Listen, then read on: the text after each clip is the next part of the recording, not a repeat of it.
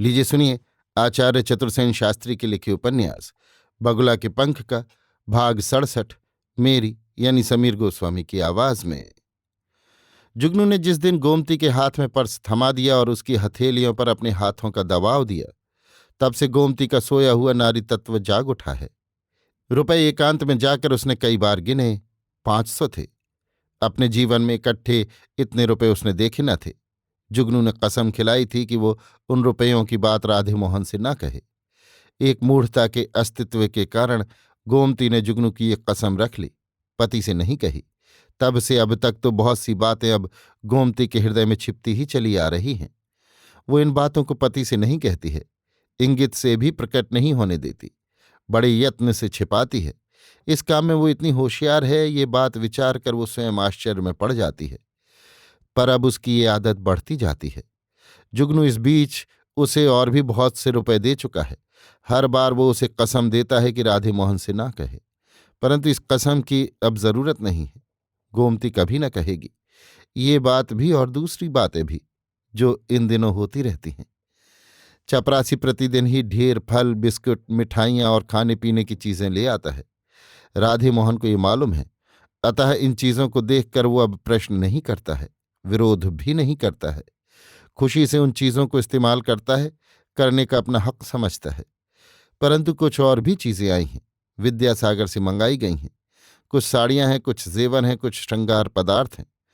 गोमती का मन इन सब चीजों की लालच लालसा से भरा है, परंतु वो प्रकट में नाना कहती है। पर जुगनू कसम देता है, समझाता है, अभी रख लो, राधे से जिक्र मत करो। जब कभी पीहर जाकर लौटो तो कहना पिता ने दिए हैं। बहुत अच्छा बहाना है। गोमती को रुच गया है। मुंशी को वो अब आंखों से नहीं, एक इशारे से देखती है। संसार में ऐसा कोई आदमी हो सकता है, उसे विश्वास नहीं होता।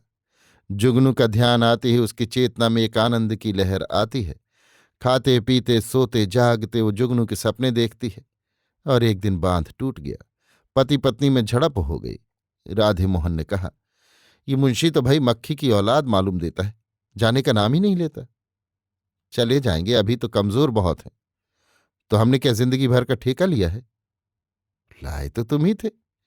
वो बीमार था, अब अच्छा हो गया, जाए यहां से। तुम मुझसे क्या कहते हो, उनसे कहो। मैंने तो उन्हें बुलाया नहीं। तुम क्यों हर वक्त उसकी गुलामी में लगी रहती हो? जरा रुखाई करो तो भागे यहां से। मैं क्या गुलामी करती हूं? घर में बीमार हैं तो खाने पीने का ध्यान रखना पड़ता है, ना रखूं तो तुम ही आके दिखाओगे। मैं कहता हूं ये उसके बाप का घर नहीं है, चला जाए यहां से। चीखो मत, सुन लेंगे। सुन लें क्या मैं उसका दबेल हूं? गोमती जैसे जैसे ठंडे जवाब देती जा रही थी, राधे मोहन वैसे ही वैसे तेज होता जा रहा था। ऐसा प्रतीत होता था जैसे उसे दिव्य दृष्टि मिल गई है और उसे कुछ अदृश्य वस्तु दिख रही है। उसका क्रोध अब बढ़ता जा रहा था। उसका मन होता था कि वो अपनी औरत को पीट डाले, यद्यपि उसका कोई कारण वो नहीं जानता था। वो मुट्ठियां भींचता और पैर पटकता बकझक कर रहा था। गोमती ने कहा, बस करो, भी सुन लेंगे। लाए तो तुम ही थे, शर्म करो। मैं कहता हूं कहीं उसे उठाकर सड़क पर न फेंक दो।